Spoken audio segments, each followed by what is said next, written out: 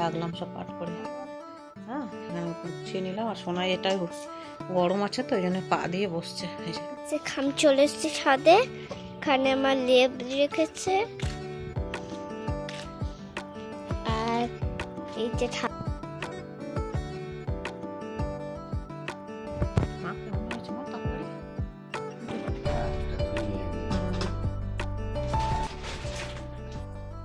সব ফুল।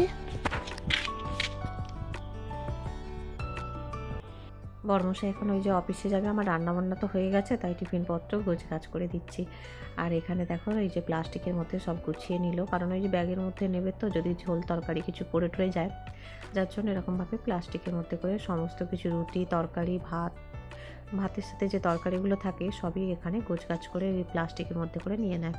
তো মেয়ে এখানে বাড়িতেই আছে।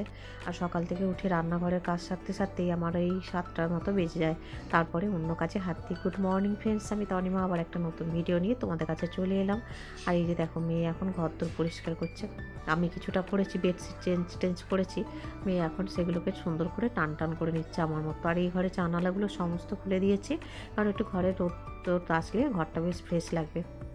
তার সাথে এই ঘরটাতেও বিছানার বেডশিটটা চেঞ্জ করেছি, দুটো ঘরেরই বেডশিট চেঞ্জ করে নিলাম। আর আজকে হচ্ছে মা আসবে, মায়ের পরের দিন চোখের অপারেশন হবে আর কি। তো আজকে মা চলে আসবে, পরের দিন এখান থেকেই যাবে হচ্ছে যেখানে অপারেশন হবে সেই নার্সিংহোমে। তো এখানে মেয়ে ওই জন্য খুবই আনন্দিত, দেখো দিদান আসবে বলে কথা, ও কত খুশি দেখেই তোমরা বুঝতে পারছো। মা যেহেতু আস্তে আস্তে প্রায় সন্ধে হয়ে যাবে, তাই আর কি আমি এখন সকালবেলায় বাকি কাজগুলো সব করে রাখছি। সংসারে যে কাজগুলি আছে, পরিষ্কার পরিচ্ছন্নের কাজ, কাচাকুচির কাজ, সমস্ত কিছু আমি এখন করতে লেগেছি। কারণ এই যে এইগুলো হচ্ছে এক্সট্রা কাজ, প্রত্যেক দিনের কাজের বাইরেও যেগুলো থাকে আর কি। ধরো ভালো করে ক্লিন করা, প্রচুর কাচাকুচি ছিল, ছোটোখাটো জিনিসপত্র কাচাকুচি সমস্ত কিছু করে নিয়ে এখন এই যে ঘরটারগুলোও ক্লিন করে নিয়েছি। দেখো পুরো ঘর দোরক অনেকটা ক্লিন করে নিয়েছি, সব ঘরগুলোই এখন পুরো পরিপাটি করে নিয়েছি, দেখতেও বেশ ভালো লাগছে। আর দেখো ঠাকুরের কাছের জিনিসপত্রগুলো মেয়ে কিন্তু পরিষ্কার করে নিয়েছে। চলো এবার তোমাদেরকে একটু ছাদে ঘুরিয়ে আনি। শীতের দিন ছাদে আসলে কার না ভালো লাগে। এখানে দেখছো বেডশিট টেডশিটগুলো সমস্ত কিছু ছাদে দিয়েছি। তার সাথে এই পুরাতন একটা লেপ ছিল, যেটা বর্মশাইয়ের অনেক বছরের, এই লেপটা বিছানার তলায় পাতা ছিল, আজকে তুলেছি সকালবেলায় তুলে, আর এই লেপটাকে দেখো এখানে পেতে দিয়েছি। আজকে বারটা হচ্ছে সোমবার, তোমাদের তো বলাই হয়নি, একটু রোদ খাই নিচ্ছি। লেপটা হচ্ছে আর কোনো কাজে তেমন দেবে না বলে, তো লেপ যে আসে শীতকালে যে লেপওয়ালারা আসেন ওনাদেরকে দেখিয়েছিলাম, ওনারা বলেছেন যে এটা দিয়ে তোষক করে নিতে, কারণ এর তুলোগুলো একদম নষ্ট হয়ে গেছে। তাই কথা বলা হয়েছে, দেখি কবে আসি, কবে এসে ওনারা করে দিয়ে যান। যাই হোক মেয়ে এখন এই যে ছাদে এসেছে, ফুল গাছগুলো তোমাদেরকে দেখিয়ে নিচ্ছে। ছাদে জামা কাপড় তো সমস্ত কিছু কেচে কুচে মিলে দিয়েছি, শুকনো হওয়ারও পথে। একটু একটু করে যেগুলো শুকাচ্ছে দু একবার করে নিয়ে গিয়ে সেগুলো ফোল্ড করে আবার গুছিয়ে রাখছি জায়গা মতো, কারণ প্রত্যেকটা কাজই সুন্দর করে নিচ্ছি এরপরে, কারণ কদিন আর তেমন কাজ করতে পারবো না, যেহেতু একটা অপারেশন মানুষ বাড়ি থাকলে অনেক কিছু টাইম মতো ওষুধ দেওয়া, টাইমে খেতে দেওয়া, সেগুলো যেগুলো করতে হয় আর কি, এই কাজগুলোটাও তেমন আমি করতে পারবো না আর কি। তাই আজকে সব কিছু গুছিয়ে গাছিয়ে সিঁড়ি টিড়ি ঝাঁট দিয়ে পরিষ্কার করে ঝাঁটা টাটাগুলো সমস্ত ধুয়ে নিয়েছি। এই যে দেখো মেয়ে আমার এখানে তুলসী গাছগুলো দেখাচ্ছে, ঝাঁটা টাটাগুলোও ধুয়ে দিলাম সমস্ত কিছু। আর জলগুলো আজকে বোতলে করে রোদে দিয়েছি, এত ঠান্ডা পড়েছে, এই কনকনে ঠান্ডায় জল যেন খেতেই পারছি না, তাই রোদে দিয়ে গেছি, শুকনো হলে নেব। এখন প্রায়শই দেখি গাঁদা গাছটায় ভালোই ফুল দিচ্ছে, দু একটা করে যখন ফুল নিচে বাড়ন্ত থাকে এখান থেকে তুলে পুজো করি আর কি। এখন টাইমটা কিন্তু অনেকটা পার করে ফেলেছি, এখন কিন্তু দুপুর হয়ে গেছে। এবার আমার এই যে মেয়েকে খাওয়ানোর পালা, তো তার আগে একটু ছাদে ওকে পাঠিয়েছিলাম, তো ওই ভিডিওগুলো করে এনেছে। আমি যেহেতু পুরো ভিডিওগুলো একা একাই মানে ক্যাপচার করি এবং সেগুলো এডিট করা থেকে শুরু করে সমস্ত কিছু নিজে হাতে করি। মেয়ে যেহেতু এখন ছুটি আছে, বাড়ি আছে, বললাম যে ছাদে একটু সুন্দর করে ভিডিও করে আনতে শুনে। এই যে দেখো মেয়ে এখানে সুন্দর যে ফুলের কুঁড়িটা এত সুন্দর করে ক্যাপচার করেছে, বেশ ভালোই লাগছে। তো ওকে বললাম এবার নিচে চলে আয়, নিচ থেকে ডাক দিলাম, তো মেয়ে যে নিচেও চলে আসছে। তো আমি ওদিকে একটু সবজিপত্র এতক্ষণে কাটাকুটিও করে নিয়েছি, সকালে তরকারিপত্র একটু বাড়ন্ত ছিল আজকে, তাই বেলায় আবার একটু রাতের জন্যও বলো আর দুপুরের জন্য মানে বেশি করে নিচ্ছি, যাতে রাতেও হয়ে যায়, যেহেতু মা ভাই আসবে ওরা। আর তো বাড়ির সবাই মিলে খাওয়া দাওয়া করবো, তাই একটু তরকারিপত্র বেশি করেই বসিয়ে নিয়েছি আর কাটাকুটি করে নিয়েছি। আওয়াজ করিস, দুপুরবেলা যদি একটু বেশি করে তরকারিপত্র করে নিই, শীতের দিনে তো নষ্টও হয় না, ভালো থাকে, আর সেটা সুবিধাই হয়। আমি এখানে এসেছে দেখো, এই যে এখানে বসে আছি বিছানায়, আর এখানেও আমি এখানে পুজোও করে নেব। আর আজ চারিদিকে গোছানো তো বেশ খুশি লাগছে আর কি। চারিদিক গোছানো থাকলে দেখবে বাচ্চারাও ভীষণ খুশি হয়, দেখেই বোঝা যায়।